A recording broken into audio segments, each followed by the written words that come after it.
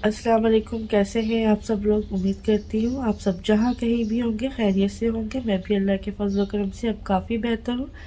अल्लाह ताला आपको खुश रखे, आबाद रखे, सलामत रखे और कामयाब रखे। आमीन सुम्मा आमीन। आप सब भी मुझे और मेरी फैमिली को अपनी दुआओं में याद रखिएगा। बहुत शुक्रिया, आप सबका बहुत शुक्रिया। आप लोगों ने मुझे हमेशा दुआएं दी हैं, हमेशा मुझे मोहब्बत और प्यार दिया है अपना, जिसके लिए मैं तहे दिल से आप सबका बहुत शुक्रिया अदा करती हूँ। और इतने मैसेजेस फिर आप लोगों ने किए कि आपने कहा था कि मैं आऊँगी और आप आई नहीं है, तो प्लीज़ कोई वीडियो डालें और रूटीन में आए ताकि आपका जहन बटे और थोड़ा सा दिल लगे। तो जहन तो शायद बट ही जाए लेकिन दिल नहीं लगता। दिल जो है वो यकीनन आपको पता है कि इतने बड़े ट्रॉमा से गुजरे हैं हम लोग और अभी तक मतलब हम लोग उसी में हैं और ये न जाने कब तक चलेगा। बहरहाल अल्लाह पाक ने सब्र दिया है, सब्र भी दिया है और साथ में मैंने जिस तरह से दुआ की थी कि अल्लाह पाक मेरे भाई को मेरे ख्वाब में लेकर आए और मेरे ख्वाब में वो मेरे साथ गले लगे और तब तक लगा रहे जब तक मुझे ठंड ना पड़ जाए। यकीन करें ऐसा ही हुआ है कि वो मेरे ख्वाब में आए। सैटरडे संडे की जो दरमियानी रात थी उसमें मुझे अल्हम्दुलिल्लाह वो मेरे ख्वाब में आए हैं और वो मेरे गले लगे हैं। बहुत ही प्यारे लग रहे थे और सफ़ेद कलर के लिबास में थे। अक्सर वो सफ़ेद ही कपड़े पहनता था और अपने आप को जैसे साफ़ सुथरा रखते थे, ऐसे ही वो आए थे मेरे ख्वाब में और मुझे उन्होंने गले लगाया और मैं काफ़ी देर तक उनके गले लग के रोई हूँ। और उन्होंने जो अपना सर है वो मेरे दाएं शोल्डर के ऊपर रखा और वो भी मेरे काफ़ी गले लगा रहा। हम दोनों बहन भाई काफ़ी देर तक गले लगे रहे। बात उसने कुछ की नहीं या की भी होगी तो मुझे याद नहीं, लेकिन जो वो मेरे सीने से लगा है तो एक अजीब सी ठंडक जो है वो उसके अंदर से मुझे मिली है। और ये सब अल्लाह पाक का ही काम है कि जिस तरह की मुझे ठंडक चाहिए थी वो मेरे भाई से वो ठंडक मुझे मिली है। यकीन जाने उस ठंडक का जो है वो मैं दुनिया की किसी भी ठंडक के साथ मुकाबला नहीं कर सकती। वो उससे कहीं ज़्यादा बढ़कर थी। जो अल्लाह पाक ने उसके ऐसा लग रहा था कि उसके अंदर से एक ठंडक है वो मेरे अंदर मेरे सीने में आ रही है, उसके सीने से निकल कर। अल्हम्दुलिल्लाह अल्हम्दुलिल्लाह। और मैं काफ़ी देर तक उसके गले लगी रही। वो मुझे प्यार करता रहा। बात उसने कुछ नहीं की लेकिन जैसे वो मेरे साथ चिपका रहा, मुझे प्यार करता रहा, जैसे वो मुझे समझा रहा हो, हौसला दे रहा हो या मुझे तसल्ली दे रहा हो। तो बहरहाल बहुत ख्वाब में तो मैं उसके गले लग के बहुत रोई और बहुत सी बातें की मैंने, उसके गले लगे लगे ही बातें की हैं। और जब तक वो मेरे ख्वाब में रहा है तब तक मैं उसके गले ही लगी रही हूँ। और वो भी मुझे इस तरह से चुप करवा रहा था जैसे बंदा किसी छोटे को चुप करवाता है, हालांकि वो मुझसे छोटा था। तबीयत थोड़ी सेट हुई है। वो जो एक आंसू लगातार बैठते थे वो अब कम हो गए। काफ़ी अच्छा लगा मुझे उसको अपने ख्वाब में देख के और बड़ा सुकून फील किया मैंने। लिहाजा काफ़ी लोग कह रहे थे आपने कहा था आप आ जाएंगी तो आप आई नहीं है वीडियो में। मैंने सोचा कि मैं आऊँ क्या, आके मैं आपसे बात करूँ। लेकिन बहरहाल एक जो मैंने आपसे कहा था टॉपिक कब्रिस्तान वाला, वो मैं ज़रूर आपके साथ शेयर कर लेती हूँ कि शायद इससे किसी तक आवाज़ पहुँचे या नहीं तो कम से कम आप लोगों में से जो अपने प्यारों को भूल चुके हैं कब्रों में दफना के, तो शायद आप तक मेरे दिल की आवाज़ पहुँचे और मेरे अल्फाज आप लोगों के कानों पे जाके दस्तक दे। तो शायद इस वजह से कहीं ना कहीं कोई बेहतरी आए। कहना ये था कि जब वकार को मतलब दफनाना था तो जुल्फ़िकार साहब और मेरे छोटी बहन के जो हस्बैंड है जाकिर भाई और कामरान, ये काफ़ी सारे कब्रिस्तानों में गए। कराची के जितने भी बड़े बड़े कब्रिस्तान हैं, ख़ासकर जौहर और नाज़िमाबाद के इर्द गिर्द जितने भी कब्रिस्तान है, ईसा नगरी हो गया और पहलवान गोट पे भी हो गया, इस तरह से जौहर के अंदर जितने हैं गुलिस्तान जौहर में, वो भी सब देखे तो कहीं पे भी जो है वो जगह नहीं मिल रही थी। सब जगह पे उन्होंने लिख के लगाया हुआ है कि यहाँ पर जगह ख़त्म हो चुकी है। मैं आपको बताऊं कि असल में जगह ख़त्म नहीं हुई है, और जगह जो है वो इस तरह से ख़त्म कर दी गई है कि वहाँ पर भी प्लॉटिंग हो गई हुई है। सबसे पहले तो ये बात है कि कुछ तो आबादी वालों ने वो जगह घेर के घर बना लिए हैं, जो कि बहुत गलत बात है। तो इस तरह से एक जगह कम हो गई, और दूसरी जगह ये भी कम हो गई है कि लोगों ने वहाँ पे, जिस तरह से हम रिहायशी प्लॉट ख़रीदते हैं ना, इसी तरह से लोगों ने अपनी कब्रों के लिए भी प्लॉट्स जो है वहाँ पे बुक करवाए हुए हैं। 4 दीवारी करा के जगह को उन्होंने अमानत रख दिया है, बराए अमानत रख दिया है। तो वो भी गलत बात है। मुझे नहीं पता इसकी क्या हैसियत है शरई तौर पे, लेकिन इतना मुझे पता है कि दिल नहीं मानता कि आप जगह जो है वो कब्रिस्तानों के अंदर भी बुक करवा के रख लें, जबकि आपको नहीं पता कि आप कहाँ, किस वक्त और किस जगह पे आप मरेंगे। किसी को पता ही नहीं है ये बात का कि मेरी जो है वो तदफीन कहाँ होगी। तो लिहाजा ये चीज़ें हमें सोचनी चाहिए। इसकी वजह से भी जो लोग दुनिया से जा रहे हैं वो उनका मसला होता है कि वो तो दुनिया से चले गए हैं, उनकी मैयत को दफनाने के लिए लवाहिकीन को बहुत ज़्यादा अजियत का सामना करना पड़ता है कि जी जगह नहीं है, जबकि ऐसे कई प्लॉट्स जो है वो उस कब्रिस्तानों के अंदर भरे पड़े हैं। एक तो ये चीज़ हो गई। दूसरी बात मैं बताऊं कि कब्रिस्तान जो थी वो गवर्नमेंट की जगह होती है, और उसकी शायद 2000 या कितनी, मेरा नहीं ख्याल है 2000 भी होगी, लेकिन चलो 2000 2500 उसकी लगाने के, वो कब्र को बनाने का और ये सब कुछ करने का जो है वो होता होगा, पैसे होते होंगे। लेकिन यहाँ पर क्या हो रहा है, यहाँ ये हो रहा है कि आप कब्रिस्तानों में जाएं तो वहाँ पर एक बाकायदा एक माफिया है, एक जो गवर्नमेंट का बंदा वहाँ बैठा होगा वो पूरा एक माफिया चला रहा है, और वो इस तरह से चलाया जा रहा है कि आप किसी भी कब्रिस्तान में आप अपने मैयत के लिए बात करने जाते हो कि जी हमने फलां टाइम पे इसको दफनाना है, तो पहले तो वो साफ ही मना कर देते कि आप, हमारे पास जगह नहीं है। और जब आप थोड़ा सा उनसे करते हो या कोई आप उसके वास्ते मिन्नतें, जिससे मैं कह सकती हूँ हाथ पांव जोड़ते हैं, तो वो फिर ये कहते हैं कि ठीक है जगह आपको मिल जाएगी। तो वो आपको 45,000 रुपये जो है वो आपको जमा कराने होंगे, और 45,000 देंगे तो भी आप कल सुबह आके पैसे दें, और 1 बजे जो है दोपहर के 1 बजे आपको कब्र मिलेगी।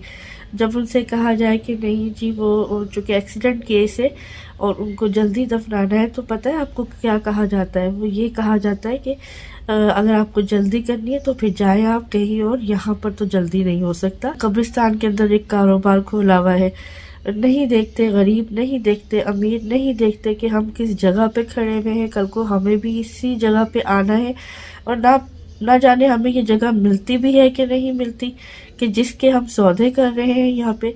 और दूसरी बात है कि आपके पास जगह है, तो इस तरह से आप 45 की बेच रहे हो ना, तो फिर आपने बाहर लिख के लगा दिया कि जगह नहीं है, लेकिन सिर्फ क्या कमाई का जरिया बनाया, वो लोग मजबूर होंगे। जाहिर सी बात है, घर में तो रख नहीं सकते, दफनाना तो है ही, तो लिहाजा उनकी मनचाही कीमत देनी पड़ेगी। तो 45,000 पे भी जुल्फ़िकार साहब राजी हो गए थे, लेकिन वो ये कह रहे थे कि अभी आपको नहीं मिलेगी जगह, आपको कल मिलेगी। और जैसा कि आपको पता है, मेरे भाई की जो डेथ है वो हुई थी एक्सीडेंट में, रोड एक्सीडेंट में, और ऑलरेडी वो 4 दिन 5 दिन पहले की डेथ हो चुकी थी, तो उनको हम रख नहीं सकते थे। और ईदी सेंटर वालों ने भी यही कहा था कि यहीं से आप उनको कफना कर और बस घर थोड़ी सी देर के लिए ये कि घर वालों को आप दिखा दें, उसके बाद आप वहीं से नमाज जनाजा अदा करके फ़ौरन उनको दफना दीजिएगा। तो ये कंडीशन भी आप लोगों की वो नहीं सुनते हैं। मतलब यूँ कह लीजिए कि मरने का तो खौफ दूर की बात है, अल्लाह का भी खौफ ख़त्म हो चुका है लोगों में।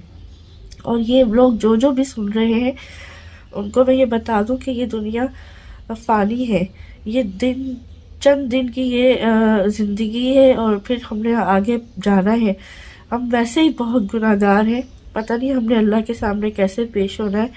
तो कब्रिस्तान के बाहर तक तो फिर भी समझ आता है कि फ्रॉड, धोखाधड़ी, 2 नंबरी और इस तरह से लोगों से एक चीज़ के ज़्यादा पैसे बटोरने, वो तो समझ आता है। लेकिन कब्रिस्तान के अंदर वो तो जगह ही जो है वो कहते हैं इबरत की जगह है। और आप उस इबरत की जगह पे खड़े होकर आप लोगों ने इतने बड़े बड़े कारोबार बनाए हुए, यहाँ तक कि वहाँ पर गोरखन अलग उसके हिसाब किताब, मैयत गाड़ी वालों ने अलग हिसाब किताब रखा हुआ है। यानी कि हर कोई लूटता है, हर कोई लूटता है और हर कोई मतलब बेहिस हो चुका है। यानी कि इनके दिलों पर या जैसे कि मोहर नहीं लग जाती, इस तरह की मोहर लग चुकी हुई है कि उनको अपना मरना ही भूल गया है।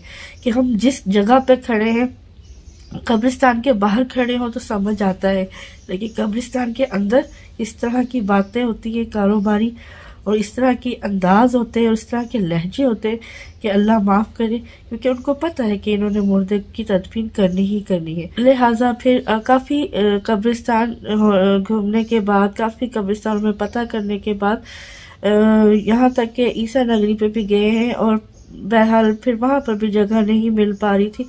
हो क्या रहा है कब्रिस्तानों के अंदर के जहाँ पर जिन्होंने अपने प्यारे दफनाए हैं और दफनाने के बाद वो भूल गए हैं कि हमने अपने प्यारों को दफनाया है, तो वो जाके महीने में एक बार नहीं तो 6 महीने में एक बार जो है वो जाकर वहाँ पर उनकी कब्र के ऊपर फातिहा खानी करके आ जाए, वहाँ पर उनके लिए दुआ करके आ जाए, वहाँ पर उनके कब्र पे फूल चढ़ा के आ जाए, ताकि कब्रिस्तान वालों को पता चलता रहे कि इनके रिश्तेदार आते रहते हैं और यहाँ पर फातिहा खानी करते हैं और फूल भी डालकर जाते हैं। तो ये एक निशानी होती है कि यहाँ पर इनके प्यारे आते हैं।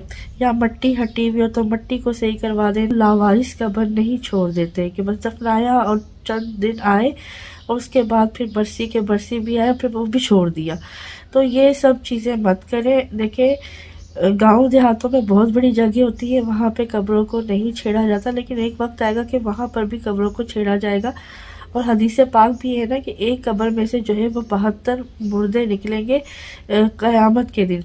तो 72 मुर्दे कहा था उन्होंने, लेकिन जो हालात कराची के अंदर तकरीबन 300 के करीब जो है वो कब्रिस्तान है, और या 300 से ज़ायद कब्रिस्तान है। तो इनमें ये हालात है कि इनमें मुर्दों के ऊपर 10 साल के अंदर, 5 साल के अंदर उस कब्र को चेंज ही कर दिया जाता है। 10-15 साल रुक जाए और देख ले, शायद कोई इनका बेटा बेटी या कोई भी, वो हो सकता है कि आउट ऑफ कंट्री गया वो 5 साल बाद आए तो सही, आके देखेगा तो सही। अब वो रोज़ रोज़ या हर महीने या साल में 2 बार तो नहीं आ सकता, लेकिन ये लोग उस चीज़ का भी वेट नहीं करते हैं। अगर तो आपने कब्र वहाँ पे बनवाई हुई है सही तरीके की, और किसी की जिम्मेदारी लगाई भी है कि पौधे पौधों को पानी वानी देता रहे, तो वो आपकी कब्र फिर भी बच जाएगी। वरना क्या होगा कि जब आप बाहर से आएंगे 5 साल बाद या 4 साल बाद, तो वो यही देखते हैं आजकल के जी इसको इतने साल हो गए, कोई इसकी कब्र पे नहीं आया, तो वो आहिस्ता आहिस्ता उस कब्र को ही ख़त्म करके और उस जगह पे दूसरी मैयत को दफना देते हैं। हदीस पाक पे हमारा ईमान है, जो अल्लाह के नबी ने और अल्लाह ने कह दिया, हमारा उस पे ईमान है कि 72 मुर्दे इंशाल्लाह अगर उन्होंने कह दिया है कि उठेंगे तो वो उठेंगे। लेकिन यहाँ पर ये हालात है कि 100 साल के अंदर, यानी 5 साल बाद या 10 साल बाद अगर उसमें दूसरी मैयत को जो है वो दफन कर रहे हैं, तो इसका तो यही मतलब हुआ ना कि क़यामत तक 7200 मुर्दे दफन हो जा रहे हैं।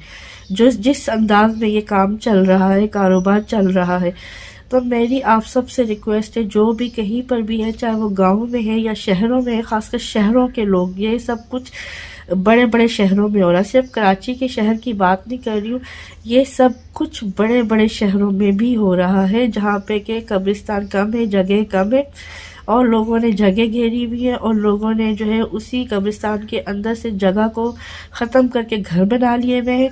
और वहाँ के जो कब्रिस्तान को देखने वाले इंतज़ामिया हैं, गोरकन हैं, और वहाँ पे पानी डालने वाले, ये सब के सब कारोबार चला रहे हैं। और ऐसा कारोबार चला रहे हैं कि आपकी सोच है। जब कहते हैं ना कि राह, हमारे पंजाबियों में कहते हैं कि राह पे जानिए या वाह पे जानिए, यानी कि या तो इस रास्ते पे चलो तो पता चलता है, या फिर वास्ता पड़े तो पता चलता है। तो इन लोगों के साथ अब हमारा वास्ता पड़ा है, तो हमें अंदाज़ा हुआ है। यानी कि आप सोचें कि कई घंटे जुल्फ़िकार साहब, मेरे बहनोई और मेरे भाई जो है सिर्फ कब्र की तलाश में इधर उधर भटकते रहे। पैसे दे के भी अगलों के नखरे मान नहीं थे, लिहाजा बिला आखिर यूपी मोड़ से अंदर जाके लोगों को पता होगा, फिर अंडा मोड़ और यूपी मोड़ ये दोनों तरफ से रास्ता आता है। अब मोहम्मद शाह कब्रिस्तान है, बहुत बड़ा कब्रिस्तान है कराची का और काफ़ी कदीम कब्रिस्तान है। यहाँ पे बहुत बहुत पुरानी कब्रें भी हैं। और एक और भी बता दूं कि कब्रिस्तान के अंदर जगह जगह मज़ारात बना दिए हुए। मुझे नहीं पता कि वो यकीनन अल्लाह के नेक लोग होंगे, लेकिन इस तरह से जो कब्रिस्तान के अंदर मज़ारात बना दिए और इतनी बड़ी बड़ी जगह दे दी है, वो भी एक वजह है कब्रिस्तानों में जगह कम होने की। तो 2-3 चीज़ें मैंने पॉइंट आउट किए हैं। एक तो कब्रिस्तान की जगह को कटिंग करके वहाँ पर घर बना लिए गए, रिहायशी घर, इस वजह से कब्रिस्तानों में जगह ख़त्म हो गई है। दूसरी वजह यह बनी कि वहाँ पर प्लॉटिंग कर ली गई है कि जी ये हमारा फलां दफन है और इसके बाद पीछे की आगे इसकी 3-4 कब्रें, 5 कब्रें, और कई ने तो यकीन नहीं करेंगे आप 120 गज से भी ऊपर की जगह घेर के रखी हुई है और सिर्फ वहाँ पे एक आध बंदा उनका दफन होगा या 2 दफन होंगे, बाकी सारी जगह ऐसे ही छोड़ी हुई है। और वहाँ पे गेट वेट लगा दिया है, दीवार बना दी है छोटी कि आप वहाँ पे किसी को दफन नहीं कर सकते, अपने किसी भी बंदे को जो कि इस दुनिया से जा चुका है। तो ये कितनी गलत बात है। ये 2 वजह होगी। और तीसरी वजह ये बनती है कि ये जो मज़ारात बीच में बना दिए जाते हैं, जगह जगह कमरे बना दिए जाते हैं और मज़ारात के इर्द गिर्द इतनी जगह लेके, अहाता लेके, और वो भी एक वजह है कि जिसकी वजह से कब्रिस्तानों में जगह की कमी हो गई है। तो ये सब चीज़ें बहुत गलत है, बहुत ज़्यादा गलत है। मुझे नहीं पता कि शरई तौर पे इनकी क्या हैसियत है, लेकिन दिल नहीं मानता, दिमाग नहीं मानता। और 72 मुर्दे पर हमारा यकीन और ईमान है, लेकिन वो क़यामत तक कहा था। यहाँ पर तो 100 साल के अंदर न जाने कितने मुर्दे आएंगे और चले जाएंगे, क्योंकि हर 5 साल 10 साल के बाद वो चेंज कर रहे हैं। और जब उनसे पूछो कि जी इसमें से जो हड्डियाँ वगैरह निकले, तो साफ मना कर देते, हड्डियाँ तो निकलती नहीं है। और ऐसी कोई बात नहीं है कि इंसान की तमाम हड्डियां जो है वो नहीं ख़त्म हो जाती। कुछ हड्डियां अल्लाह ताला ने ऐसी भी रखी है, जैसे कि दिमाग और कुछ कूल्हे वगैरह की हड्डियां जो कि नहीं ख़त्म हुआ करती। उनको फिर ये जो हड्डियां बच जाती हैं, उनको ये क्या करते हैं, एक साइड पे उसी कब्र के अंदर नीचे खड्डा करके उसमें दबा देते हैं और फिर वहाँ पर लेबल करके और नया जो है वो मुर्दा या मैयत को वहाँ पर दफना दिया जाता है। तो ये चीज़ आपसे मुझे डिस्कस करनी थी कि ये गलत है। हमें भी ऐसे ही मसले का सामना करना पड़ा कि जब कहीं जगह नहीं मिल रही थी, इन्हीं वजूहात की बिना पे जो मैंने 3 वजह आपको बताई है। तो फिर एक मोहम्मद शाह के अंदर जो कब्र मिली है, वो भी इस बेस पे मिली कि जी या तो आपका कोई रिश्तेदार होगा तो आप उस रिश्तेदार की कब्र को खुलवा के उसमें अपने जो है मैयत को दफन करवा दीजिए, नहीं तो फिर आप जो है वो कोई ऐसी कब्र होगी, ये ईसा नगरी वालों ने भी बताया कि ऐसी कोई कब्र हो कि जिस पे कोई तख्ती नहीं लगी हुई हो, यानी कि कोई वहाँ पर लिखा हुआ नहीं हो कि ये किसकी कब्र है, वो एक कह ले कि लावारिस कब्र हो, तो आप उस कब्र को खुलवा कर उसमें अपना जो है तदफीन करवाएं और फिर वहाँ पर अपना जो भी नाम लिखवाना है, तख्ती वख्ती, वो आप लगा सकते हैं। और फिर उसके अलावा एक और कोई ऐसी कब्र है जिसमें तख्ती लगी हुई है, कब्र भी है, लेकिन आप उसमें अपना मुर्दा जो है वो दफनाएं और उसके बाद वहाँ पर आप तख्ती नहीं लगा सकते। घर वालों को यही पता होगा कि इसमें उनकी ही मैयत जो उन्होंने दफनाई थी अपना प्यारा वही होगा, लेकिन हकीकत में उसमें 3-4 दफन हो चुके होंगे, तख्ती वही रहेगी। उनको यही लगेगा कि हमारे ही प्यारे की कब्र है। एक चीज़। और दूसरी चीज़ ये कि जो नहीं लोग जाते, काफ़ी अरसा नहीं जाते, तो आज भाई 5 साल का भी वेट करते होंगे, पता नहीं किस तरह से मैं बता रही हूँ, लेकिन ये 5 साल का भी वेट नहीं करेंगे। और ये जो है वो इनकी नज़रों में होती है कि कौन सी कब्र पे कोई आ रहा है, नहीं आ रहा है, तो ये उनकी नज़रों में होती है। तो फिर जैसे इनको मौका मिलता है तो ये उन कब्रों के अंदर न जाने कितने मुर्दे दफन कर चुके होते हैं। और आपको भी कहीं बाहर कंट्री से वापस आ पाओगे, लाख आपने तस्वीरें खींची हो, लाख आपने वीडियो बनाई हो निशानी के तौर पे, आपके पास सिवाय परेशानी के सिवाय, टेंशन के सिवाय, रोने धोने के और सिवाय लड़ाई झगड़े के कोई काम ही नहीं बचता। ये चीज़ हुई थी मोहम्मद शाह कब्रिस्तान के अंदर भी, कि एक कब्र के अंदर मुर्दा दफना दिया और वहाँ पर जो तख्ती भी लगी हुई थी उसे भी उखाड़ के एक साइड पे फेंक दिया, करीब भी फेंक दिया। तो जब उस कब्र का कोई आया रिश्तेदार वहाँ पर फातह खानी करने के लिए, पता नहीं बेटा था कि कौन था, तो वहाँ पर लड़ाई हुई। जब उसने कहा कि ये तो कब्र मेरे फलां की थी, तो उन्होंने कहा कि नहीं, ये तो आपकी नहीं, आपकी कहीं और होगी, आप जाके ढूंढ लें। तो उसने निकाल के तस्वीर और वीडियो दिखा दी कि जी ये देखिए मेरे पास सारा सबूत है, आप कैसे कह सकते हो। करीब से जो उसका कत्बा है वो भी मिल गया। तो इस तरह से काफ़ी लड़ाई वहाँ पे हुई और उसने कहा मैं पुलिस बुला के ले आऊँगा, आपने ये हरकत की हुई, ये कारोबार शुरू किया हुआ। लेकिन अब वो क्या कर सकते थे, या पुलिस भी क्या कर सकती थी, क्योंकि उसमें तदफीन कर दी गई थी दूसरे मुर्दे की। तो ये चीज़ें मैं आपको बता रही हूँ कि हमें अपने जो भी है, औरतों के लिए मैंने कहा था, देखिए औरतों को जो था वो पहले आप सल्लल्लाहु अलैहि वसल्लम ने लानत दी थी। जब इस्लाम की इब्तिदा हुई थी, आप सल्लल्लाहु अलैहि वसल्लम ने उन ज़माने में मुशरिकीन जो थे वो पूजा किया करते थे और सब कुछ होता था और बहुत कुछ होता था। तो उस वजह से करके उन्होंने मना कर दिया था और लानत भेजी थी औरतों पे जो कि कब्रिस्तान जाती थी। लेकिन आप जाके बयानात सुने और दोनों पहलू को देखें। और बाद में फिर जब औरतों ने ये कहा था कि जी सिर्फ मर्दों के लिए थोड़ी है कि वो ही इबरत हासिल करें, हम लोगों के लिए भी होना चाहिए इजाज़त। तो बाज़ जगह पे जो मुफ्ती हजरात हैं, जो उलमा हजरात हैं, वो ये बताते हैं कि जी फिर आप सल्लल्लाहु अलैहि वसल्लम ने इजाज़त दे दी थी, लेकिन उसकी भी कुछ शराइत थी, उसकी भी कुछ हदें थी। और इस एक और जगह से भी पता चलता है कि अम्मा आयशा रज़ी अल्लाह तआला अन्हा ने भी जो है वो आप सल्लल्लाहु अलैहि वसल्लम से पूछा कि जब कब्रिस्तान से गुजरो तो क्या दुआ पढ़नी चाहिए। और एक बार वो अपने भाई की, आप सल्लल्लाहु अलैहि वसल्लम ने पूछा आयशा कहाँ से आ रही हो, तो आप हज़रत आयशा रज़ी अल्लाह तआला अन्हा ने कहा कि मैं जो है वो अपने भाई की कब्र से आ रही हूँ। तो इससे उलमा हज़रात ने ये भी अख़ज़ किया है कि जी कब्रों पे औरत का जाना, फिर बाद में मना जो किया था, लानत जो भेजी थी, उसके बाद फिर इजाज़त दे दी गई थी, लेकिन इन शराइत के साथ कि सबसे पहले वो अपने महरम के साथ जाएगी और महरम का होना ज़रूरी है। दूसरा वो फुल पर्दे में जाएगी सर से लेके पाँव तक, ठीक है। तीसरा वो बार बार बहुत ज़्यादा कसरत से नहीं जाएगी। और एक ये कि वहाँ जाके मातम या कब्रों को चूमना, चाटना, कब्रों से मांगना, ये सब कुछ वहाँ पर बैन करना, रोना पीटना करना, ये नहीं करेगी। और फिर इसके अलावा 4 कदम पे खड़े होकर दुआ करनी है। और हमेशा जब भी आप अपने मुर्दों की तरफ जाएं, यानी कि अपने प्यारों की कब्रों पे जाएं, तो पाँव की तरफ से जाएं, ये सुन्नत नबवी भी है। और ये ज़रूर कोशिश किया करें कि उनके सरहाने की तरफ, यानी कि जहाँ पर उनका चेहरा होता है, सीना होता है, उस साइड पे 4 कदम पे खड़े होकर आप दुआ करें। तो ये कुछ चीज़ें हैं जो कि मैंने आपको बताई। अच्छा, जो हदें थी वो मैंने आपको बता दी है। और इसके अलावा वहाँ जाके मर्दों से आपने बातचीत नहीं करनी है, किसी भी नामहरम के साथ आपने बात नहीं करनी है। और ज़्यादा देर वहाँ खड़े ना हो, आप बस दुआ करें, फातिहा खानी करें और वहाँ से आप आ जाएं।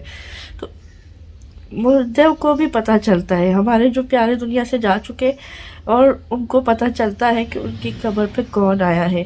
मैं समझती हूँ कि आप लोग जो है वो बयानात को अपने अपने हिसाब से, क्योंकि हर एक का अपना अकीदा है, हर एक की अपनी 1.5 इंच की मस्जिद है, लेकिन मैं जो मानती हूँ वो सिर्फ वो जो कुरान, मैं वही मानती हूँ जो हमारे नबी ने कहा, मैं वही मानती हूँ जो हमारे नबी ने किया।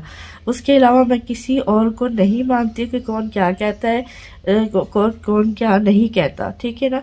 तो जो आप सल्लल्लाहु अलैहि वसल्लम से चीज़ें साबित है, सहाबा इकराम से साबित है। अब बस अल्लाह पाक जाने अनजाने में हमसे कोई भी गलती हो जाए दीन के मामले में, तो अल्लाह पाक जो है वो हमारी मग़फ़िरत फरमाए और हमारे लिए आसानियाँ पैदा फरमाए। हमारा ख़ातिमा जो है वो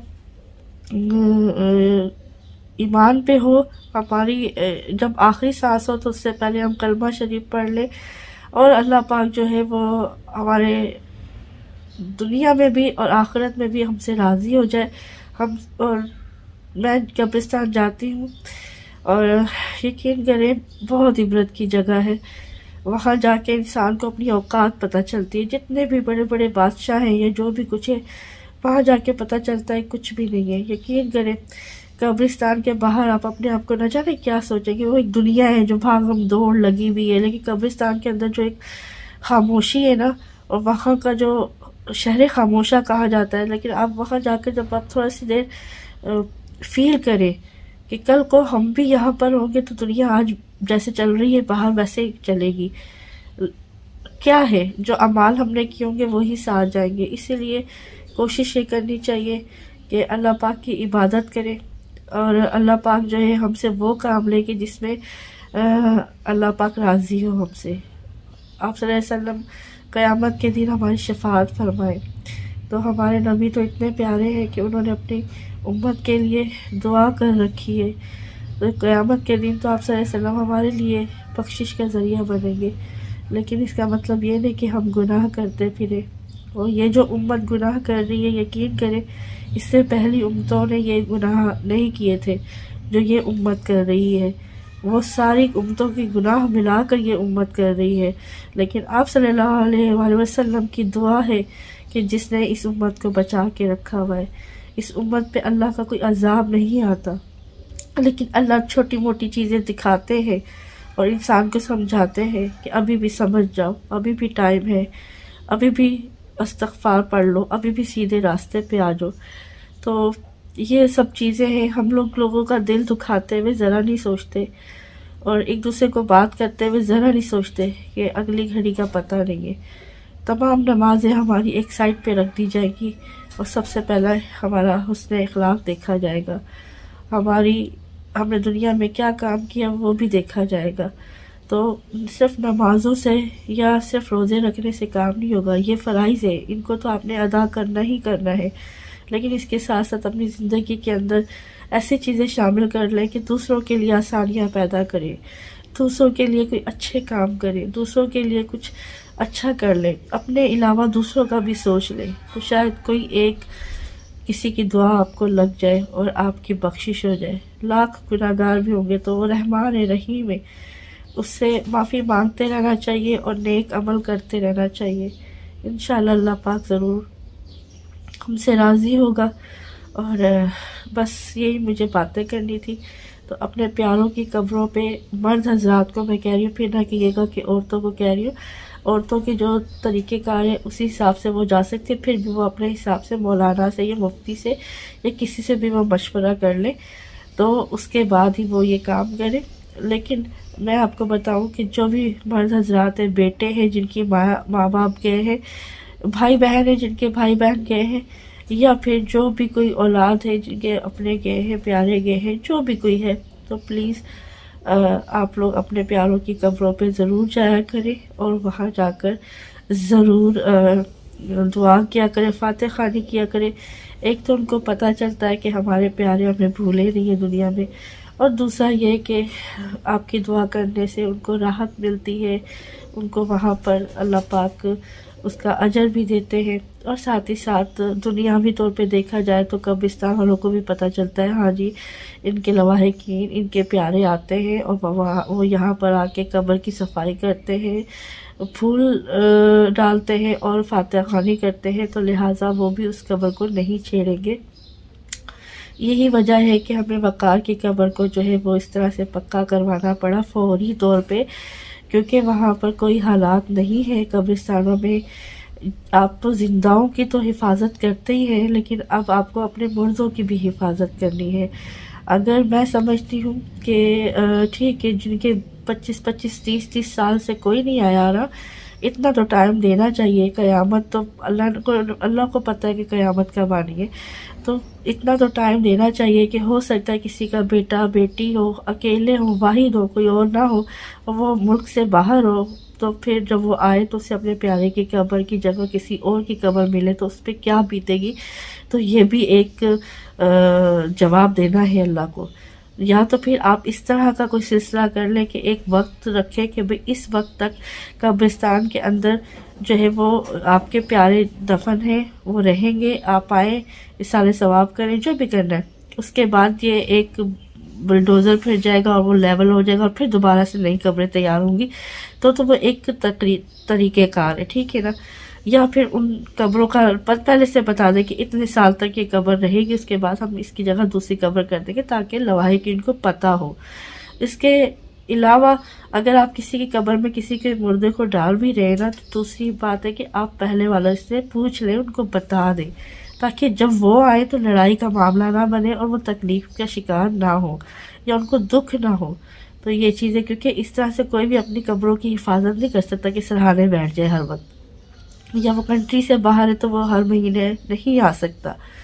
तो जिनके प्यारे यहीं पर रहते हैं तो प्लीज़ आप लोग ज़रूर जाया करें, और अल्लाह पाक सबको ईमान वाली मौत दे। अल्लाह पाक हमें कलमा नसीब फरमाए, हमारी औलाद को नेक साले बनाए, आखिरत में और दुनिया में भी हमारे लिए सदका जारिया और बख्शिश का ज़रिया बनाए। आमीन सुम्मा आमीन। इसी के साथ मुझे दीजिए इजाज़त। बहुत सी बातें मैंने कर दी है, बता दी है, शायद तरतीब सही ना हो, आप लोग खुद तरतीब कर लीजिएगा। दुआ में याद रखिएगा। अल्लाह हाफिज़।